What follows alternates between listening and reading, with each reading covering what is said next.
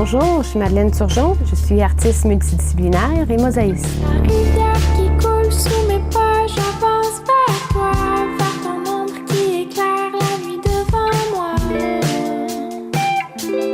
Devant moi.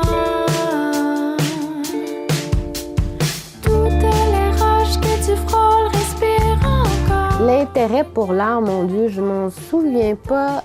Ça revient à... je devais avoir 3-4 ans. Tout ce qui m'entourait me parlait. On a déménagé très tôt à Rougemont.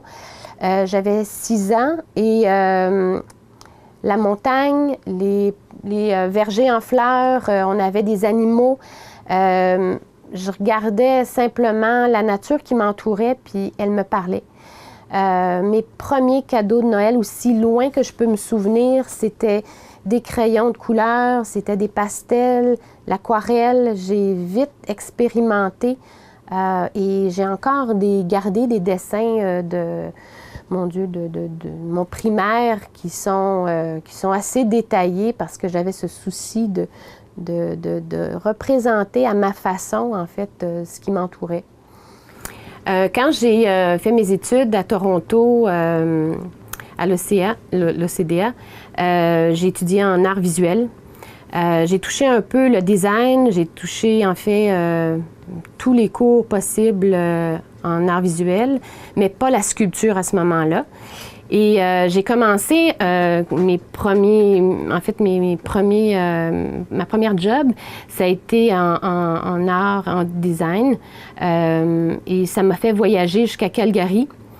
Alors, le fait que j'étais bilingue, le fait que j'étais assez versatile, étudiante mature, parce que je revenais d'un bac en agriculture, ça m'a servi pour percer à Calgary.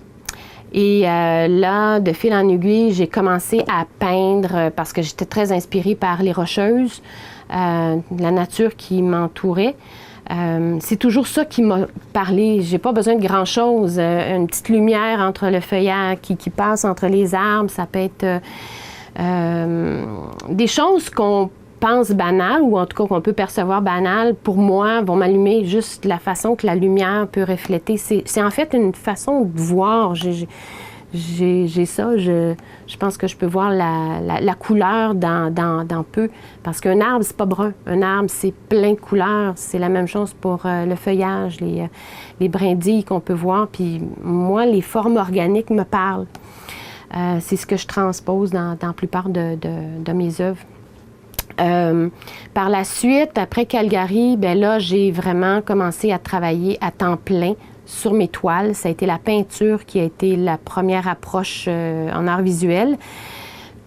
Malgré que la sculpture m'intéressait aussi et les formes 3D. Fait que ça, j'ai exploré ça par moi-même. C'est venu avec la mosaïque, en fait, que là, j'ai commencé à exploiter le 3D. Toujours, peu importe la discipline avec laquelle j'ai travaillé, c'est la matière qui me parle. C'est partir d'une base, que ce soit d'une base de bois, une forme de broche que je vais recouvrir. Peu importe, moi, c'est tout ce qui est le point de départ, en fait, pour initier la démarche créatrice. Suite à mes formations en art visuel, mes débuts en peinture, j'étais vite intéressée par la mosaïque, mais pas la mosaïque conventionnelle, mais la mosaïque contemporaine. Et c'est suite à des voyages en Italie, au Portugal, en Espagne, surtout à Barcelone, que là, j'ai vraiment allumé. C'est ma discipline. J'adore la texture, la matière. Et j'ai suivi des formations pour être capable de travailler aussi en 3D, pas seulement à plat. Alors, mes premières formations, je les ai faites à Montréal, chez Mosaica Shop. Par la suite, ça a été l'Espagne et l'Italie. Et là, j'ai pu mettre en application, en fait, toutes ces formations-là à travers ce que je fais présentement. La mosaïque contemporaine, bien différent de ce qu'on peut avoir comme idée de la mosaïque conventionnelle qu'on a pu trouver dans les années 80-90, c'est on exploite les différents matériaux. Alors, ça peut être des pierres naturelles, ça peut être de la céramique. C'est un mélange de tout. Il y en a une pièce ici, c'est autant le métal que le verre. Tout s'amalgame, mais d'une façon à donner de la texture, une forme intéressante. Et c'est la matière qui parle, carrément. Alors, moi, c'était ça qui me parlait. C'est vraiment tout ce qui se joint ensemble pour donner quelque chose de beau et d'inusité, en fait. La mosaïque contemporaine est relativement nouvelle ici au Canada. On est un petit peu en retard par rapport à l'Europe, mais ça s'en vient. Parce qu'on n'a peut-être pas accès autant à toute la matière première qu'ils ont en Europe, dont le marbre, les pierres naturelles, le grès, le verre qui vient d'Italie aussi. Mais on est rendu maintenant qu'on peut avoir à peu près tout. Et pour moi, c'est un point, quand je voyage, je suis à l'affût de toutes les petites pierres. Je fais beaucoup de randonnées avec ma famille, puis autant marcher sur un volcan, ramasser des pierres comme de la pierre ponce qui flotte dans l'eau, des pierres qui sont bleutées que je peux retrouver sur mon chemin. Bien, ça va être un petit morceau qui va faire partie d'une œuvre à un moment donné ou à un autre. Même chose, il y a souvent des pièces de bois qui vont se ramasser dans mes bagages. J'essaie de cacher entre les vêtements. Mais bon. Comment je vais chercher mon inspiration? C'est en fait souvent la matière qui va me parler, mais je suis à l'affût de tout. Ça peut être aussi fou qu'un poème que je vais avoir entendu, une citation. Des fois, ça prend un fil conducteur. Ça te prend la petite étincelle qui va mettre en marche, en fait, tout le processus créatif. Et je peux pas dire, je suis toujours à l'affût d'idées nouvelles. Et pour moi, c'est avant que le processus s'enclenche, j'ai souvent une recherche à faire. Faut que je comprenne la matière, faut que je la mette en application, puis je vais faire des tests. Mais avant d'arriver au résultat final, il faut que je sente que j'ai suivi tout ce processus-là. Puis pour moi, autant une œuvre personnelle que je vais faire ou une œuvre que je vais faire pour une galerie ou en médiation culturelle aussi, le processus est le même. J'ai une part de recherche qui n'est pas strictement spontanée, de dire « Ah ben là, l'idée vient de me sortir, puis vient de popper comme ça, puis je vais la mettre en branle », mais je veux aller plus loin. C'est pour ça que quand je dis que chacune de mes œuvres fait du sens, c'est parce que je veux qu'elle ait un lien avec quelque chose. Le nid, par exemple, depuis quelque temps, je travaille beaucoup sur les nids, parce que le nid représente la famille, pour moi, représente notre attachement à un lien. Et ça, je vais exploiter tout ce qui se fait à partir du nid. Comment on peut faire un nid, dans le fond, autant avec des branches, avec du métal, avec du cuivre, avec de la céramique, en peinture, ça n'a pas de fin. J'ai commencé par faire des solos. Ça a été je travaille par série, premièrement. Alors, parce que quand tu as un fil conducteur, une œuvre amène une autre. Je dis toujours qu'une œuvre est le tremplin de la prochaine. Puis là, jusqu'à ce que tu épuises le sujet, malgré que, en tout cas, ça pourrait aller sous toutes les formes, puis je pourrais en créer longtemps, mais j'aime avoir au moins une série d'une vingtaine d'œuvres sur le même sujet. Ça a commencé, mes premières expositions dans solo ont été dans des galeries, au Musée régional de Vaudreuil aussi. Et ces expositions-là se sont transformées, en fait, une fois que les œuvres sont toutes vendues, tu en fais une autre, tu fais une autre série. Mais ce que j'ai développé au fil du temps, c'est l'expertise aussi de partager mon art et de le faire partager à des citoyens, à des gens autour d'un projet collectif. Et moi, je trouve mon compte vraiment dans la médiation culturelle parce que ce qui est intéressant, c'est qu'un projet d'ampleur, que tu ferais sur 3 mois, ben, tu peux le faire en l'espace de maximum 2 semaines. Alors, un projet de mosaïque qui prendrait justement beaucoup de temps parce que tu fais participer les citoyens, tu fais en sorte qu'il y a une rencontre entre l'artiste et le citoyen, et ça, c'est très bénéfique autant pour moi que pour eux. C'est enrichissant. Le contact humain à travers l'art est absolument incroyable. Ce qui fait qu'il y a beaucoup de projets. Maintenant, ça fait presque moitié de ma pratique. J'ai presque autant de projets en médiation culturelle que de projets personnels. Ce qui fait que je peux trouver mon compte entre être dans ma bulle, dans mon atelier, et puis être avec le public et partager mon art. Ça va plus vite aussi. C'est que tu peux faire des œuvres beaucoup plus rapidement. Et j'ai pas de public comme tel. Moi, je travaille autant avec des jeunes enfants à l'école. Je suis sur le répertoire de culture à l'école. Autant, ça peut être Carrefour Jeunesse, ça peut être dans un cégep, ça peut être dans une école secondaire, peu importe, ou dans les entreprises. J'adore travailler dans les entreprises parce qu'il y a un intérêt. Le projet se transforme un peu en un team building, si on peut dire, où là, mon art va servir à tisser des liens, à faire en sorte qu'on répond à un besoin particulier, que ce soit la communication, que ce soit répondre à des attentes de performance ou des attentes de régler des conflits. Alors, l'art sert à plus que juste le beau et être diffusé en galerie. En fait, j'ai 2 artistes que je suis régulièrement et qui m'ont inspiré il y a déjà un bon bout. J'ai un peintre et une mosaïste. Le peintre étant Brian Ruttenberg, qui est un coloriste. Qui peint de façon abstraite la nature et grosses taches de couleurs, bien différentes de moi.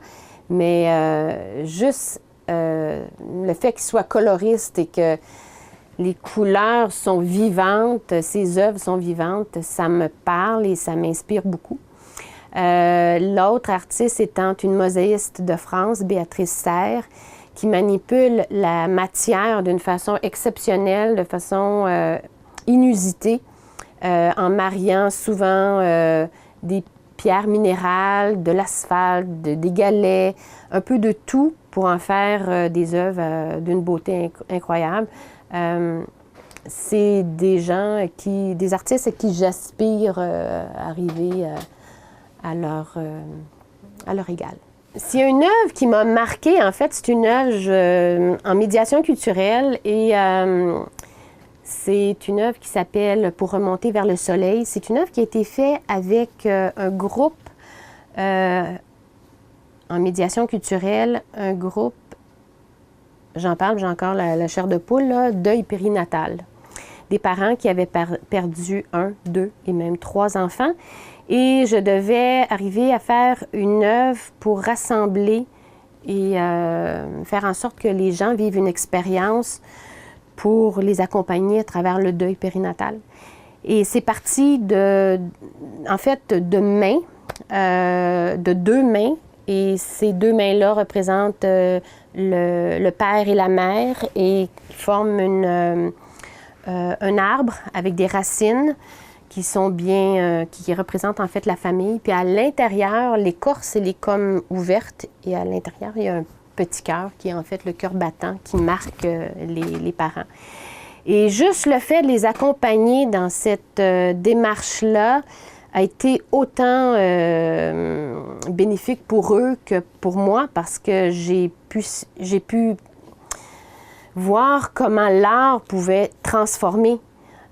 Au départ, chacun était vraiment renfermé sur eux, vivant leur propre deuil. Et c'est un groupe, c'est une famille qui est née à travers ce projet-là. Alors ça, l'initiative de la Ville de Vaudreuil-Dorion d'avoir accompagné ces familles-là à travers un projet artistique comme ça a été incroyable. Ça a été un peu un déclencheur aussi pour d'autres projets en médiation. Alors, celui-là, je le garde sur mon cœur parce que C'est marquant, ça nous a fait vivre des émotions autant à moi qu'à eux. Et c'est à travers chacune de ces petites pièces que les parents sont venus rajouter des toutes petites pièces qui représentaient en fait leur enfant. Voilà. Comment l'art peut être en tout cas bénéfique pour autant une entreprise que dans un milieu social, que ce soit une école ou un organisme, peu importe, c'est que le projet devient le point de départ pour faire parler les gens, pour rassembler les gens. Et je pense que quand tu as la passion de ta discipline, tu peux le transmettre assez facilement. Et pour régler, par exemple, si on prend juste un exemple de régler des conflits, sans dire que c'était des conflits majeurs, mais quand j'ai fait la médiation avec Caisse des Jardins, Hochelaga-Préfontaine, on avait une quarantaine d'employés. On a formé des équipes et chaque équipe avait à travailler sur une mosaïque qui était déjà imprimée sur des planches de plywood. Et moi, j'avais apporté tout mon matériel. Ça s'est échelonné sur plusieurs mois. Et moi, je venais 2 jours par semaine. Et ces équipes-là étaient intentionnellement formées au départ pour marier, par exemple, mettre un cadre avec une caissière qui était derrière le comptoir ou derrière les guichets automatiques. Créer des liens, faire en sorte que les gens communiquent entre eux via l'art. Ils ne s'en apercevaient pas, mais en travaillant ensemble, en réglant des petits soucis de agencer les pièces ensemble, la communication était là. On était accompagnés par une personne en ressources humaines, ce qui fait que quand tu as des gens qui participent au projet comme tel, on peut cibler justement soit des pathologies de la communication, soit des problèmes de conflit. Alors, d'où l'importance de justement travailler avec les gens en ressources humaines. Il y a un beau mariage à faire et le dernier projet que j'ai fait récemment avec Daniel Henkel, ça a été un peu ça, c'est qu'en travaillant avec la personne des ressources humaines, on a réussi à faire des équipes, à former, puis créer un milieu intéressant, bénéfique pour les gens, de travailler sur une pièce qui va leur rester. Et c'est un peu leur histoire qu'on a fait à travers leurs matériaux à eux. On a utilisé les matériaux de l'entreprise. Voilà. Pas eu de formation en psychologie pour ça. Je pense que c'est un intérêt naturel pour l'autre, pour la personne avec qui tu travailles. Chaque projet est un défi. Puis chaque situation est aussi un défi pour faire en sorte que ton œuvre fasse du sens. C'est pour ça que j'ai développé en fait des projets personnalisés, autant pour les écoles que pour les entreprises, où je peux utiliser du matériel recyclé qui vient de leur milieu, qui va composer une œuvre collective. Parce que le geste d'inclure des petites pièces, ce geste, c'est un peu comme une petite micro-société. En fait, chaque petite partie est importante, autant chaque individu est important dans une société. Ta petite pièce, si elle est jaune parmi un fond bleu, bien, elle va ressortir. Ta petite pièce qui est toute, par exemple, si je peux en prendre juste une, comme celle qui est rouge ici, bien, elle ressort le petit trou aussi, ici. Le tout petit trou, il est important parce que ça représente quelque chose. Bien, ces petits détails-là dans l'ensemble de l'œuvre collective et fait du sens. Alors, pour l'entreprise, de participer avec je dis entreprise, mais ça peut être aussi les écoles, de participer avec du matériel qui leur est propre, est encore plus significatif pour eux. La démarche est toujours la même, c'est d'assembler en fait des pièces qui font du sens. Dans toutes mes œuvres, en fait, on sent qu'il y a un peu de nature qui vient d'ici. Ça, c'est évident. Je suis entourée de nature. Je vis dans un grand boisé. Il y a un ruisseau qui est tout au bout de notre terrain. J'ai pas besoin d'aller loin pour m'inspirer. Mais le fait qu'on est dans une région entourée d'eau, le bassin le bassin qui entoure, en fait, Vaudreuil-Soulanges, et Valleyfield aussi, à la limite, ça me parle. On n'a pas de montagne, mais, à part le petit Mont Rigaud, mais je m'imprègne de la nature d'ici, c'est simple, mais surtout des gens, parce que je fais beaucoup de projets avec les gens via la médiation culturelle, et c'est une façon de connaître ta région quand tu travailles en médiation culturelle. En fait, j'ai initié en 2005 le regroupement Autour de nous, qui est un groupe d'artistes qui a vu le jour pour permettre la création de projets d'ampleur, dont la piste cyclable Soulanges. On a fait, mon Dieu, on est rendu à trentaine d'expositions qui sont sorties de la région aussi, qui ont été exposées Baie-Saint-Paul, Saint-Jérôme, Laval, un peu partout. Cette collaboration-là avec des artistes de différentes disciplines, elle m'est absolument précieuse parce que c'est en collaborant avec les artistes qu'on ouvre, en fait, nos horizons. Et on a une belle chimie dans la région parce que, justement, les gens sont ouverts à partager leur expérience, à partager des techniques. Et c'est comme ça qu'on grandit, en fait, c'est quand on est ouvert aux autres. Et pour ça, j'ai un milieu absolument incroyable. Il y a beaucoup de gens qui disent « Mon Dieu, vous êtes chanceux dans Vaudreuil-Soulanges, en tout cas dans la région, parce que, justement, il y a ces collaborations-là qui se font aussi naturellement que ça. » Mais je vous dis que ce qu'on a dû établir dès le départ, c'est de faire en sorte que on partage simplement autant des techniques que des expériences, même à la limite nos réseaux, parce que quand quelqu'un est rendu qu'il y a 3 turgeons, bien, je pense qu'il y en a assez. Il doit aller voir ailleurs, puis on s'échange comme ça des références parce que c'est le fun de monter des collections qui sont d'artistes variés.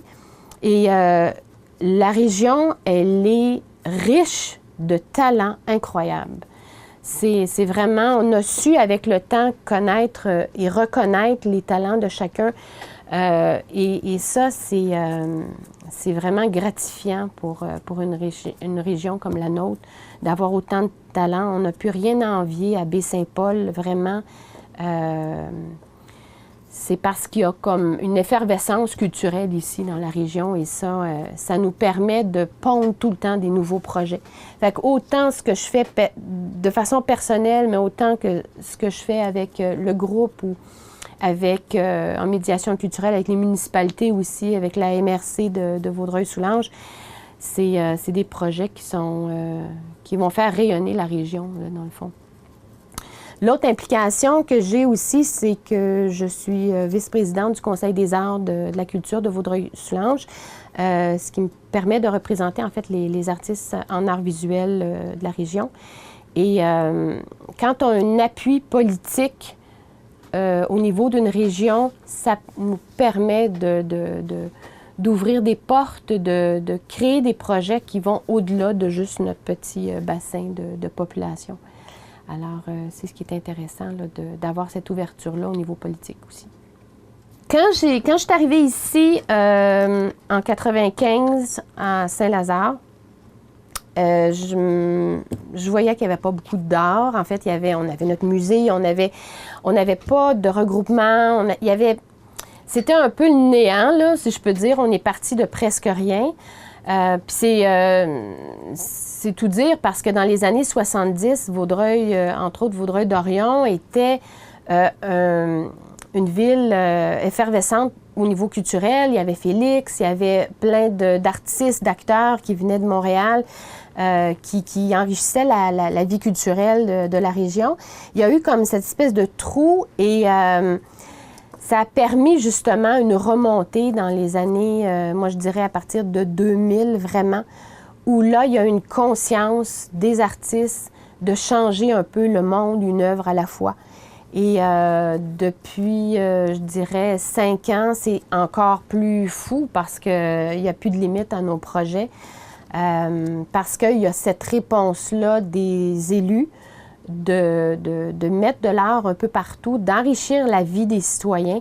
Et ça, c'est tellement précieux parce que si on enlève tout, la musique, les arts visuels, le design, il ne reste pas grand-chose. On a juste... on a presque rien, là. Alors, puis les citoyens le constatent qu'on est une région qui a beaucoup de culture. On a encore beaucoup à faire, mais au moins, on est parti sur une bonne envolée. Je pense que c'est à voir tout ce qui peut se faire là, dans la région.